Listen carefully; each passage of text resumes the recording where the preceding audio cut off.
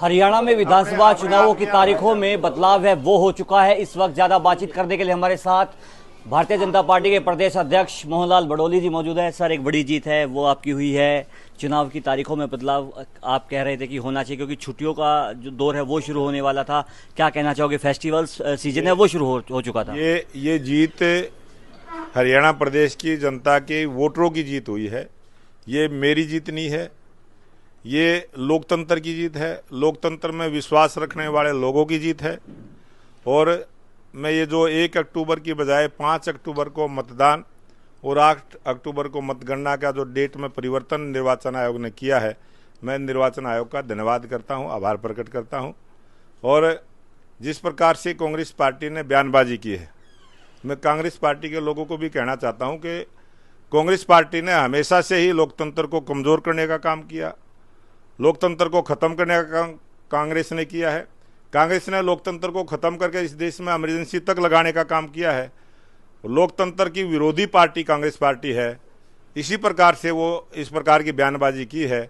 और अब 4 दिन का और समय कांग्रेस पार्टी को वोट मांगने का मिलेगा। मैं ये मानता हूँ कि कांग्रेस पार्टी अपनी कमज़ोरी को 4 दिनों में और भी दूर कर ले।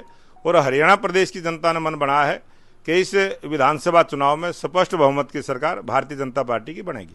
मोहन जी, एक बड़ा फैसला आपने लिया है कि चुनाव नहीं लड़ूंगा, सभी 90 विधानसभा सीटों पर स्टार प्रचारक की तरह काम है वो किया जाएगा। किस तरह से मान रहे हो? या संगठन का फैसला था या फिर आपका व्यक्तिगत फैसला था? मैं संगठन का कार्यकर्ता हूं और भारतीय जनता पार्टी इस विचार को लेकर चलने वाली पार्टी है कि अपने लोकतंत्र को मजबूत किया जाए, देश को मजबूत किया जाए और कार्यकर्ताओं का सम्मान किया जाए। इसलिए मैंने एक कार्यकर्ता का भाव रख के 90 विधानसभाओं में एक कार्यकर्ता की भांति मैं काम करूंगा। और छोटे से छोटे कार्यकर्ता के रूप में मैंने काम किया है। आज प्रदेश अध्यक्ष की जिम्मेवारी के रूप में संगठन ने जो मुझे जिम्मेवारी दी है, उस जिम्मेवारी को निभाते हुए हरियाणा प्रदेश में स्पष्ट बहुमत की सरकार भारतीय जनता पार्टी की बने, इस काम को आगे बढ़ाने का काम करूँगा। मोहन जी, अब केंद्रीय चुनाव समिति की जो बैठकों का दौर है वो शुरू हुआ था, लेकिन अब थोड़ा सा ठहराव है वो हो चुका है।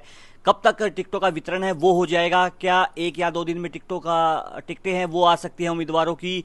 क्या अभी और समय लगेगा? ये 2024 का विधानसभा का चुनाव और इसमें जो टिकटों का वितरण होगा वो हमारा राष्ट्रीय नेतृत्व 2-4 दिन के अंदर जैसे ही डेट देंगे उसी दिन उसकी घोषणा होगी और ये हमारा राष्ट्रीय नेतृत्व इस पर फैसला लेगा। सर, अभी जो कयास लगाए जा रहे हैं, जो सूत्र हमारे बता रहे हैं कि 55 सीटों पर जो उम्मीदवार हैं वो फाइनल हो चुके हैं, 35 सीटों के जो उम्मीदवारों पर चर्चाएं हैं वो हो रही हैं। किस तरह की खबरें हैं वो आ रही हैं संगठन में? क्या इन पर कोई चर्चा है वो हुई है? ये जितने भी देश में चैनल हैं, जितने भी अखबार हैं, वो सूत्र लिख के कुछ भी खबर चलाते हैं। और आपने जिस प्रकार से संख्या बता दी, इस पर अगर मैंने कोई बयान दिया तो ये खबर दूसरी बन जाती है और बात का बतंगड़ बन जाता है। मैंने ये निवेदन किया है कि बहुत सारे चैनल, जब हमारी पार्लियामेंट्री की बैठक चली उस समय भी हम अंदर बैठे थे, बाहर खबरें टीवी पर चल रही थी, फलां सीट से फलां नेता लड़ेगा, फलां सीट से फलां नेता लगेगा, इतनी फाइनल होगी, इतने 1 नाम हो गए, 2 नाम हो गए। ये खबरें जो आपकी सूत्रों के द्वारा आती हैं, आप उसी पर अपनी खबर चलाते रहें और इसके लिए बधाई।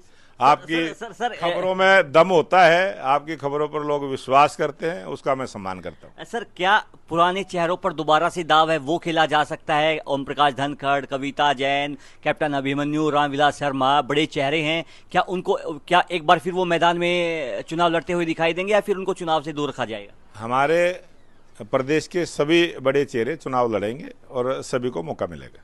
देखिए, मोहनलाल बड़ोली जी हमारे साथ मौजूद थे। इन्होंने कहा कि मैं चुनाव आयोग के जो फैसला आया है तारीख आगे बढ़ाने का, उसका समर्थन करता हूं और चुनाव आयोग से अपील करता हूं कि वो इस तरह के कदम है वो आगे भी उठाते रहें। सोनीपत से पंजाब केसरी के लिए सनी मलिक। हमसे जुड़े रहने के लिए हमारे YouTube चैनल को सब्सक्राइब करें और नई वीडियो की नोटिफिकेशन के लिए बेल आइकॉन को दबाएं। अगर आप ये वीडियो Facebook पर देख रहे हैं तो लाइक जरूर करें और ज्यादा से ज्यादा शेयर करें। धन्यवाद।